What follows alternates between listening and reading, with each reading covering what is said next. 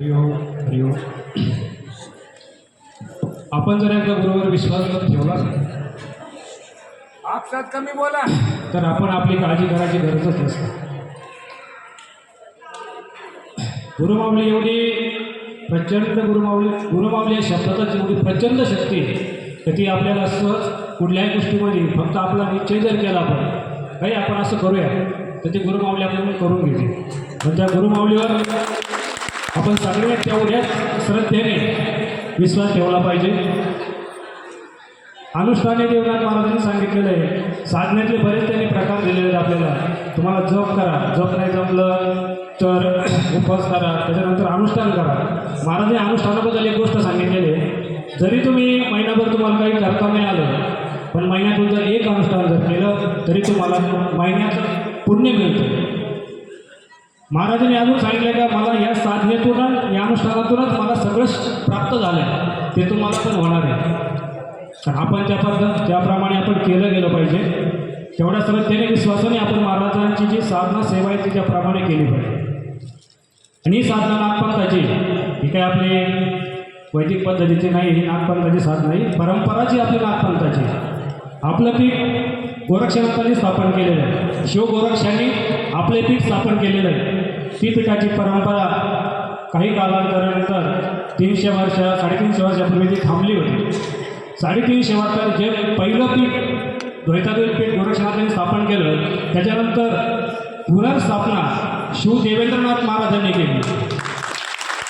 शिवगोरक्ष आणि शिवदेवेंद्रनाथ हा काही कुठल्याच प्रकारचा वेगळेपणा नाही, हा एकच आहे. कारण ज्याची स्थापना ज्या पीठाची केली गोरक्षनाथांनी त्याच पीठाची स्थापना देवनाथ महाराजांनी पुनर्स्थापना केली. म्हणजे हे नागपंथाचे वंश परंपरेने आलेली आपली परंपरा आहे. आपलं हे द्वैताद्वैत पीठ हे हजारो वर्षापूर्वीचं आहे. आज जरी महाराजांनी आपले 50 वर्ष 52 वर्षापूर्वी स्थापन केलं असलं पण आपली परंपरा हजारो वर्षापूर्वीची.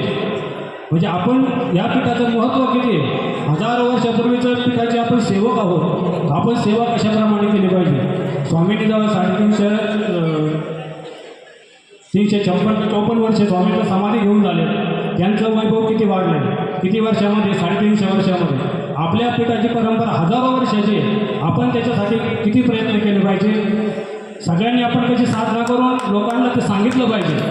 देवेंद्रनाथ महाराज काय हे जर जोपर्यंत आपण लोकांपर्यंत सांगत नाही तोपर्यंत आपला महाराजांचं जे कार्य हे जगात पसरणार जगभर ते पसरलं पाहिजे आणि तेवढ्याप्रमाणे पसरलं पाहिजे.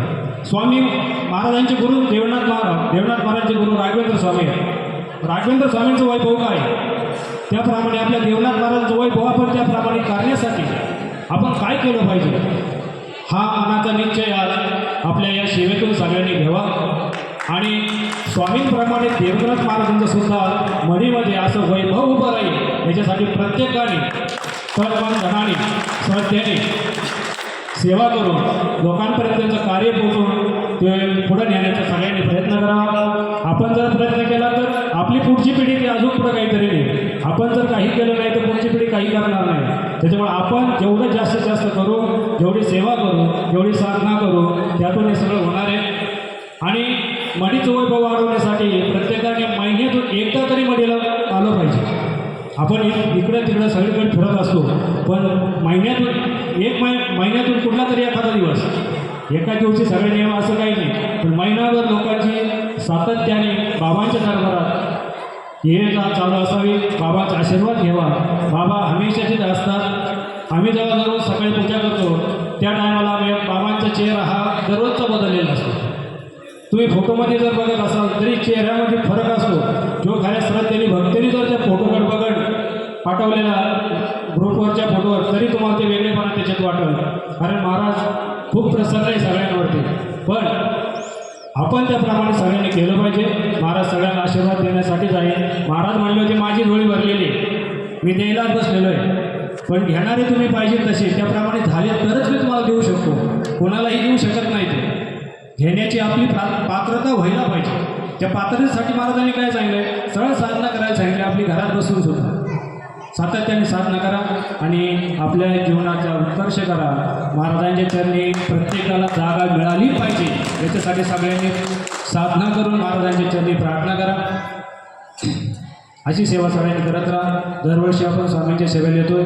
सगळ्यांनी असं सेवेला येत जा आणि स्वामींचा आशीर्वाद, बाबांचा आशीर्वाद पाठीचा असला तर आपल्याला जीवनात कुठल्याही गोष्टीचं कमी पडणार नाही. आपली सगळ्यांची मनोकामना पूर्ण करण्याचं सामर्थ्य हे या शक्तीत आहे, दुसरं कशात नाही आहे. आपल्या भावातल्या शक्तीमध्ये ते सामर्थ्य आहे. आपला विचार नेहमी पॉझिटिव्ह पाहिजे. नाथांचे भक्त आहे विचार पॉझिटिव्हच पाहिजे. निगेटिव्ह विचारामध्ये कोणी जाऊ नये आणि निगेटिव्ह विचाराने आपले मन अशुद्ध होतं, कधी ध्यानात ठेवा. म्हणून पॉझिटिव्ह विचाराने नाथांची सेवा करा. प्रत्येकाला महाराज जवळ घेण्यासाठी बसले.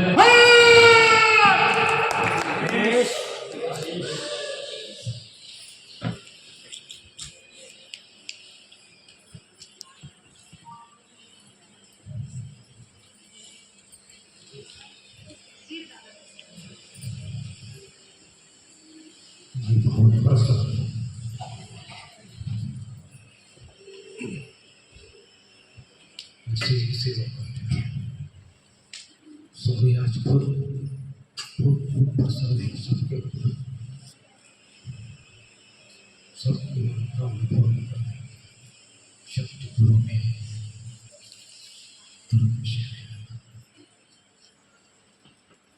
गुरु जी पालन करते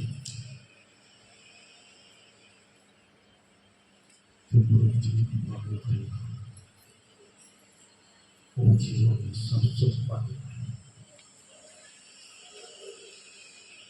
मुझे मांगने की जरूरत नहीं. गुरु को सब मालूम होता है कि अपनी भक्ति सेवा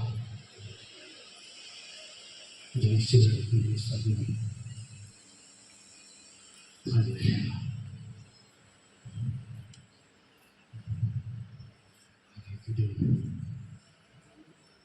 बहुत कठिन आ रही है. सेवा में बहुत सुख मिल रहे हैं. कभी का बढ़ रहा है, कभी का अंदर घटा रहा है. इसीलिए आगे के दिन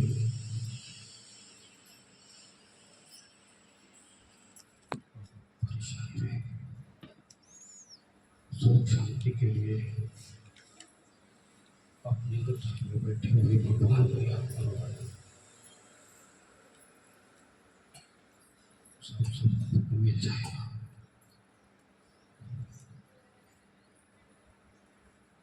सेवा साधना करते रहो. सेवा में सब कुछ मिलता है. सेवा करते रहो, सेवा करते रहो, सेवा करते रहो.